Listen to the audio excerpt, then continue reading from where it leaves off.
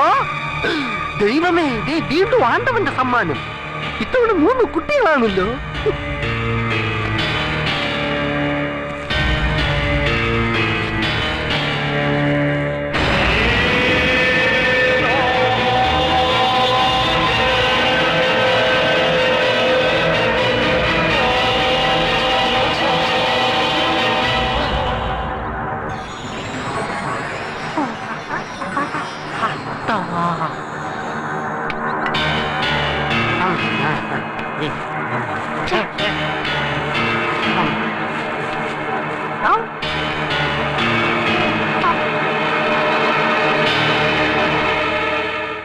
നമസ്കാരം. കുട്ടിച്ചാക്കിലെ പണം കണ്ട് കണ്ണ് തള്ളിപ്പോയിട്ടുണ്ടാവല്ലേ? എത്ര ലക്ഷം ഉണ്ടെന്ന് എനിക്ക് തന്നെ ഒരു പിടിയില്ല. പണിക്കരുടെ വീട്ടിൽ നിന്ന് അടിച്ചു മാറ്റിയ കള്ളപ്പണാണേ. അയാളെ പിടിച്ചൊന്നു കുടഞ്ഞ എങ്ങനെ ഉണ്ടാക്കിയ കാശാന്ന് പറയും. പിന്നെ എന്റെ കമ്മീഷനായിട്ട് കുറച്ച് കാശ് ഞാൻ എടുത്തു. ക്ഷമിക്കണം കേട്ടോ, ഒരു കല്യാണം നടത്തി കൊടുക്കാനാണേ. അപ്പോ ഇൻസ്പെക്ടർ ശ്രീരേഖ ആക്ഷൻ തുടങ്ങിക്കോളും. സഹായങ്ങൾ വഴി എത്തിച്ചോളാം എന്ന് പോലീസിന്റെ സ്വന്തം കള്ളൻ ആണ്ടവൻ.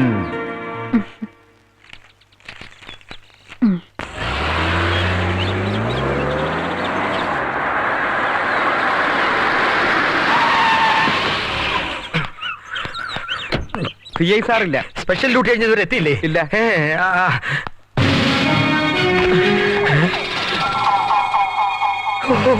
എന്റെ ദൈവമേ, എന്തായി കാണുന്ന? കുട്ടിച്ചാക്കൽ ഇങ്ങനെ പണം ഇരിക്കണ കാണുമ്പോ എന്റെ മേലാസകല. കടപ്പുറത്ത് പണ്ട് ചാകര കാണാൻ പോയ പോലെ. ഇത് കള്ള നോട്ടാണോ? ഞാൻ ഇവിടെ നിന്നോളാം. നോട്ട് കെട്ടുകൾ ഇങ്ങനെ കൺകൊടുത്ത് കാണുന്ന ഒരു സുഖം. ആ സുഖം പോട്ടെ. മോൾ എന്നെ വിളിപ്പിച്ചെന്തിനാ?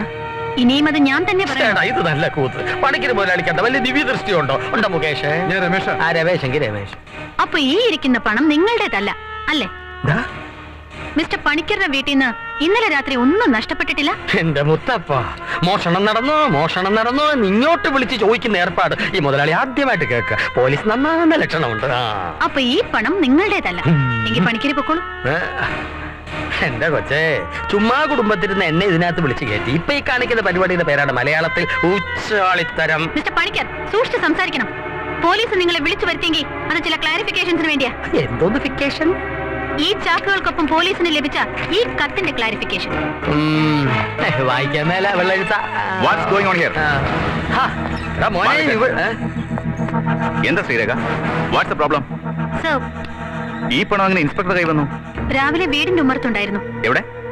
എന്റെ വീടിന്റെ ഉമ്മറത്ത്. എന്ന് വെച്ചാ മുളച്ചുണ്ടായോ അതോ പൊട്ടി വീണോ? സർ, പണത്തിന്റെ കൂടെ ഈ കത്തും ഉണ്ടായിരുന്നു. അതായത് പണിക്കരുടെ വീട്ടിൽ നിന്ന് മോഷ്ടിച്ച ഈ പണം ആണ്ടവൻ ഇൻസ്പെക്ടറുടെ വീട്ടിൽ എത്തിച്ചുവെന്ന്. മിസ്റ്റർ പണിക്കർ, ഇത്രയും പണം നഷ്ടപ്പെട്ടുവെന്ന് ഇദ്ദേഹം പരാതി വന്നിട്ടുണ്ടോ? ഇല്ല sir. Then why should you bring him here? അത് ഈ കത്തിൽ പറഞ്ഞിരിക്കുന്നത് ക്ലാരിഫൈ ചെയ്യാൻ. Yes, ഈ കത്ത് ആണ്ടവൻ എന്ന കള്ളൻ കളിക്കൂട്ടുകാരിയും കാമുകിയുമായ ഇൻസ്പെക്ടർ ശ്രീരേഖയ്ക്ക് എഴുതിയ ഈ പ്രണയലേഖനം.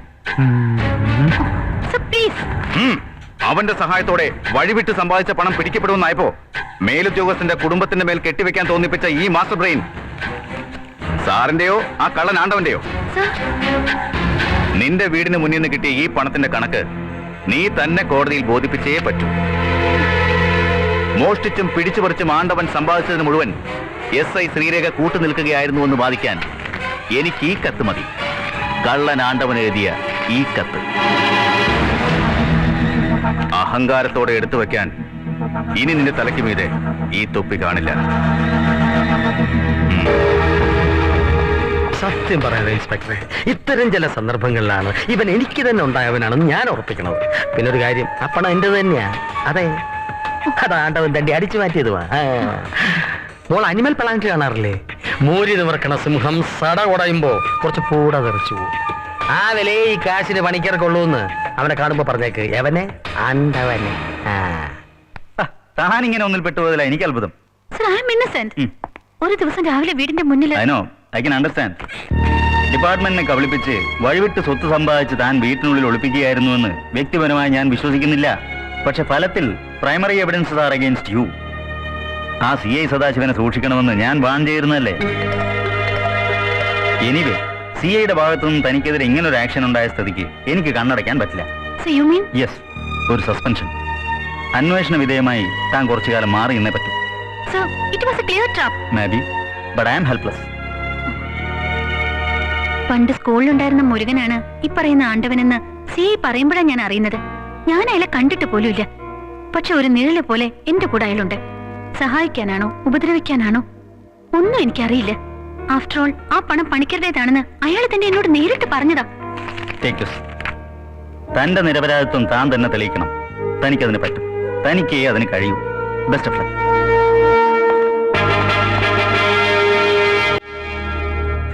ഇതിങ്ങനെ തിരിയുമെന്ന് ഞാൻ വിചാരിച്ചില്ല.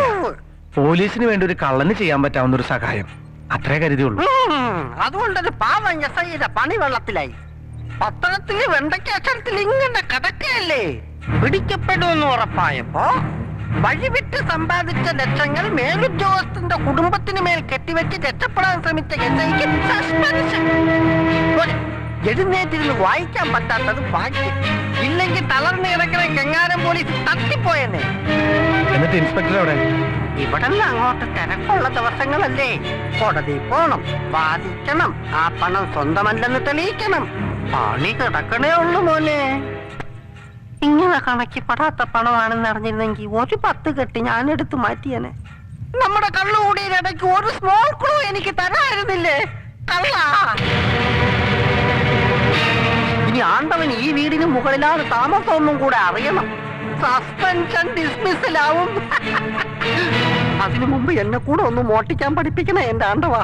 വല്ല ഓസിനുള്ളിലൂടെ ഇറങ്ങാനോ മറ്റോ. ജീവിക്കാൻ വേറെ വഴിയില്ലാത്തത് കൊണ്ട്.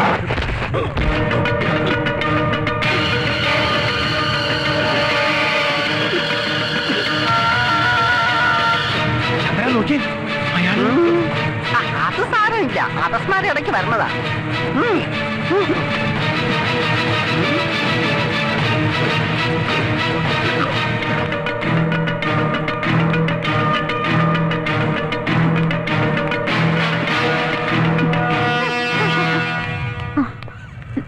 ഞാൻ ഇന്നിവിടെ അഡ്മിറ്റ് ചെയ്ത പേഷ്യന്റ് ഗംഗാധരന്റെ മകളാ. ഓ, ഇൻസ്പെക്ടർ. യാ. അച്ഛനിപ്പോ ഈസ് ക്വൈറ്റ് നോർമൽ നൗ. ഫിക്സിന്റെ കൂടുതൽ ചെറിയൊരു അറ്റാക്കും ഏതാനും സമയത്ത് കൊണ്ടുവന്ന് നന്നായി. ഇവിടേക്ക് പേഷ്യന്റിനെ കൊണ്ടുവന്ന ആൾ നിങ്ങളുടെ ബ്രദർ ആണോ? കൊണ്ടുവന്നത് നോട്ട് ദാറ്റ് ഗൈ. കുറച്ചുകൂടി തടിച്ച്.